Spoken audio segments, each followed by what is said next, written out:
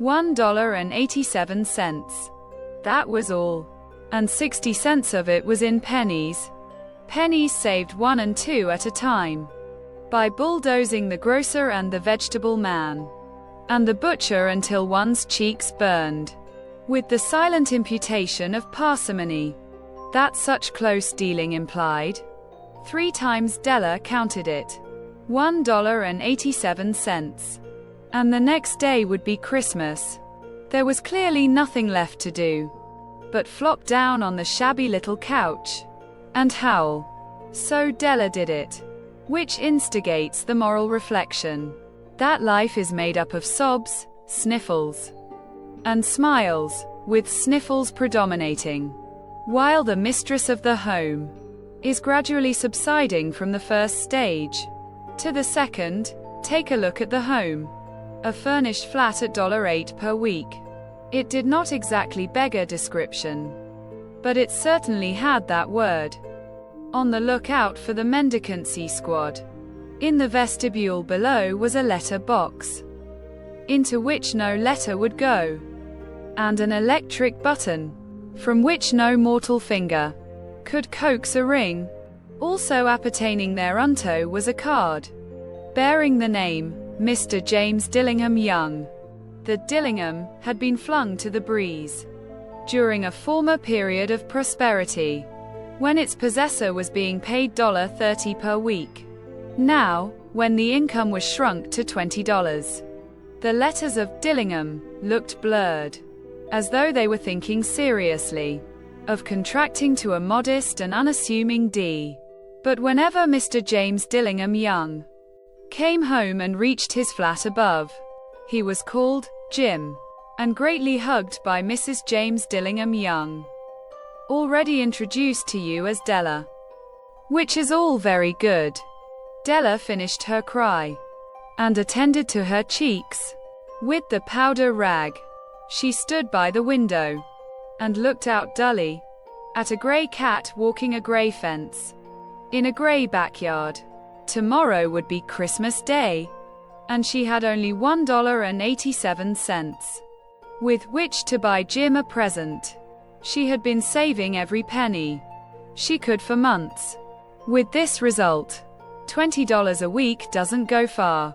Expenses had been greater than she had calculated. They always are. Only $1.87 to buy a present for Jim. Her Jim. Many a happy hour she had spent planning for something nice for him.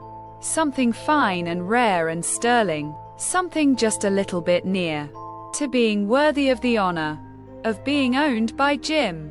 There was a pier glass between the windows of the room. Perhaps you have seen a pier glass in an $8 bat. A very thin and very agile person may, by observing his reflection in a rapid sequence of longitudinal strips, obtain a fairly accurate conception of his looks. Della, being slender, had mastered the art. Suddenly she whirled from the window and stood before the glass. Her eyes were shining brilliantly, but her face had lost its color within 20 seconds. Rapidly she pulled down her hair and let it fall to its full length. Now, there were 2 possessions of the James Dillingham Youngs, in which they both took a mighty pride. One was Jim's gold watch. That had been his father's and his grandfather's. The other was Della's hair. Had the Queen of Sheba lived in the flat across the airshaft, Della would have let her hair hang out of the window some day to dry, just to depreciate Her Majesty's jewels and gifts. Had King Solomon been the janitor, with all his treasures piled up in the basement, Jim would have pulled out his watch every time he passed, just to see him pluck at his beard from envy. So now Della's beautiful hair fell about her, rippling and shining like a cascade of brown waters. It reached below her knee and made itself almost a garment for her. And then she did it up again nervously and quickly. Once she faltered for a minute, and stood still, while a tear or two splashed on the worn red carpet. On went her old brown jacket. On went her old brown hat, with a whirl of skirts, and with the brilliant sparkle still in her eyes. She cluttered out of the door, and down the stairs to the street, where she stopped. The sign read, MME Sofrony. Hair goods of all kinds. 1/8 up. Della ran and collected herself, panting. Madame, large, too white, chilly, hardly looked the Sofrony. Will you buy my hair? Quote, asked Della. I buy hair, said Madame. Take your hat off, and let's have a sight at the looks of it. Down rippled the brown cascade. $20, said Madame, lifting the mass with a practiced hand. Give it to me quick, said Della. Oh, and the next 2 hours tripped by on rosy wings. Forget the hashed metaphor. She was ransacking the stores for Jim's present. She found it at last. It surely had been made for Jim, and no one else. There was no other like it in any of the stores, and she had turned all of them inside out. It was a platinum fob chain, simple and chaste in design, properly proclaiming its value by substance alone, and not by meretricious ornamentation, as all good things should do. It was even worthy of the watch. As soon as she saw it, she knew that it must be Jim's. It was like him. Quietness and value. The description applied to both. $21 they took from her for it, and she hurried home with the 78 cents. With that chain on his watch, Jim might be properly anxious about the time in any company. Grand as the watch was, he sometimes looked at it on the sly, on account of the old leather strap that he used in place of a chain. When Della reached home, her intoxication gave way a little to prudence and reason. She got out her curling irons and lighted the gas, and went to work repairing the ravages made by generosity, added to love, which is always a tremendous task. Dear friends, a mammoth task. Within 40 minutes her head was covered with tiny, close-lying curls that made her look wonderfully like a truant schoolboy. She looked at her reflection in the mirror long, carefully, and critically. If Jim doesn't kill me, she said to herself, before he takes a second look at me, he'll say I look like a Coney Island chorus girl. But what could I do? Oh, what could I do? With $1.87. Quote, at 7 o'clock the coffee was made, and the frying pan was on the back of the stove hot and ready to cook the chops. Jim was never late. Della doubled the fob chain in her hand and sat on the corner of the table, near the door that he always entered. Then she heard his step on the stair, away down on the first flight, and she turned white for just a moment.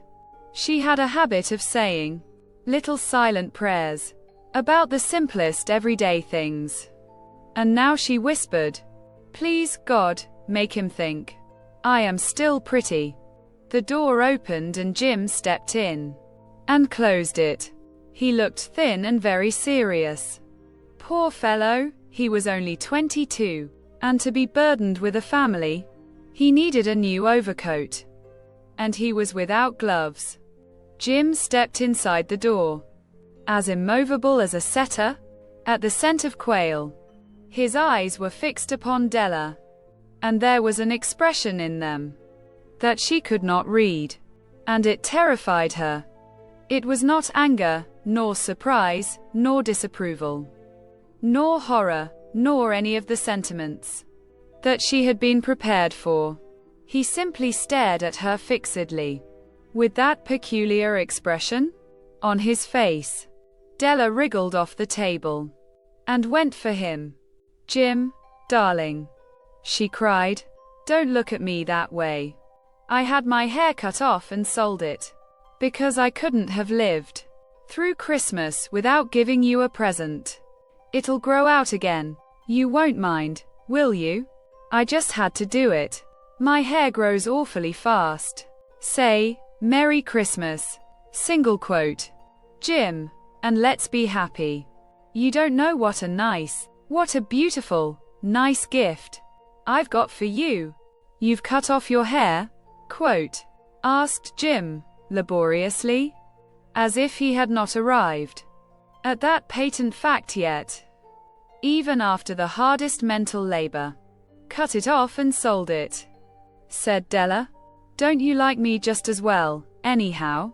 I'm me without my hair, ain't I? Quote. Jim looked about the room curiously. You say your hair is gone? Quote. He said, with an air almost of idiocy. You needn't look for it, said Della. It's sold, I tell you. Sold and gone, too. It's Christmas Eve, boy. Be good to me, for it went for you. Maybe the hairs of my head were numbered. She went on with a sudden, serious sweetness. But nobody could ever count my love for you. Shall I put the chops on, Jim? Quote. Out of his trance, Jim seemed quickly to wake. He enfolded his Della. For 10 seconds let us regard, with discreet scrutiny, some inconsequential object in the other direction. $8 a week.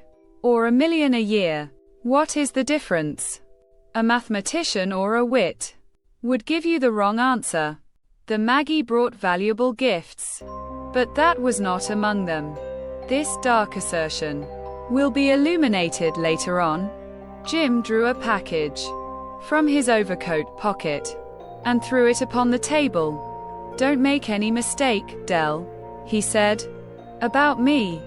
I don't think there's anything in the way of a haircut, or a shave or a shampoo, that could make me like my girl any less.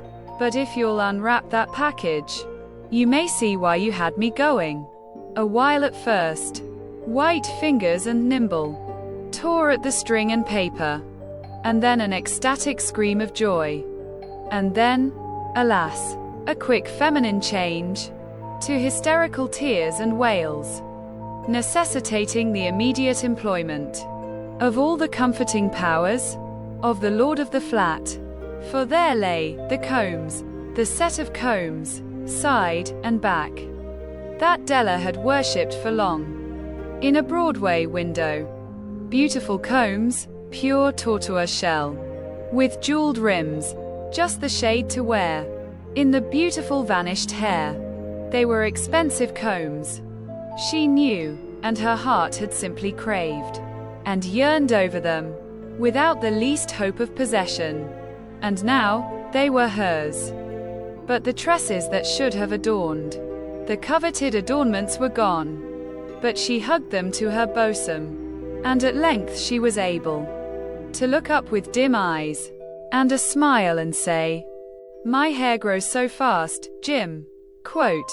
And then Della leaped up like a little singed cat and cried, Oh, oh. Quote. Jim had not yet seen his beautiful present. She held it out to him eagerly. Upon her open palm, the dull precious metal seemed to flash with a reflection of her bright and ardent spirit. Isn't it a dandy, Jim? I hunted all over town to find it. You'll have to look at the time 100 times a day now. Give me your watch. I want to see how it looks on it. Instead of obeying, Jim tumbled down on the couch and put his hands under the back of his head and smiled.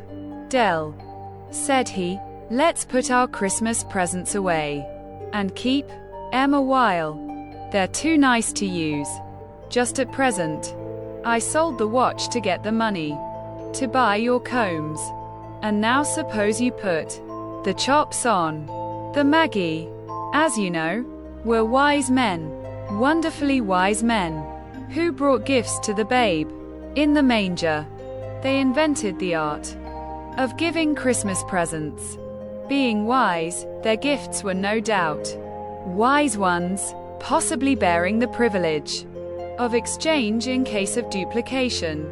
And here I have lamely related to you the uneventful chronicle of two foolish children in a flat, who most unwisely sacrificed for each other the greatest treasures of their house. But in a last word to the wise of these days, let it be said that of all who give gifts, these two were the wisest. Of all who give and receive gifts, such as they are wisest. Everywhere they are wisest. They are the Magi.